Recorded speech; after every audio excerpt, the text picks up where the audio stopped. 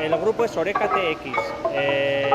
Llevamos ya 12 años con el grupo. Es la segunda vez que venimos a Santiago. Estuvimos con el espectáculo anterior y esta vez lo que estamos presentando es Nómada TX en directo, que es un proyecto muy amplio en el que hace 3 años presentamos una película documental pues en torno a la Chalaparta. Partiendo de la Chalaparta, es una serie de viajes que usamos la Chalaparta como lugar de encuentro con otras culturas. Entonces lo que hoy a la noche se va a poder ver es una combinación entre ese documental y los músicos en directo. Entonces hay una interrelación entre una pantalla que son las imágenes del documental con un concierto que damos no solamente de Chalaparta, sino que venimos acompañados de más músicos y de una cantante saharaui que se llama Aziza Brahim.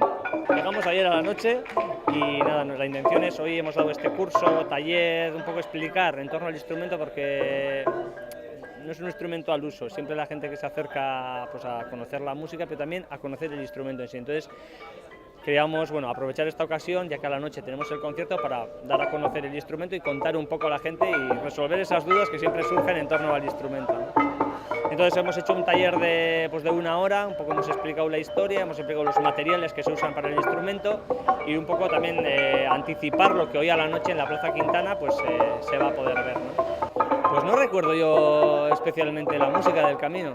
Bueno, yo lo he hecho 2 veces, pero las 2 veces las he hecho en bici, ¿eh? No he tenido nunca el tiempo suficiente, pues no sé si son 35 días, pues desde Orreaga hasta aquí, ¿no? Para hacerlo andando. También el ritmo creo que es muy diferente. Cuando vienes en bici o andando, la bici te permite menos pararte y estar con la gente, ¿no? Quizás es más el ritmo interior que llevas dentro de lo que te ayuda en el camino, vamos. Pero la verdad que las 2 veces que las he hecho en bici, muy satisfactorio. La verdad que ha amanecido lloviendo, no pensábamos que se iba a acercar mucha gente y la verdad que estamos muy contentos con la gente que se ha remado y que, bueno, me imagino que también entre tanta gente habrá peregrinos, sin duda.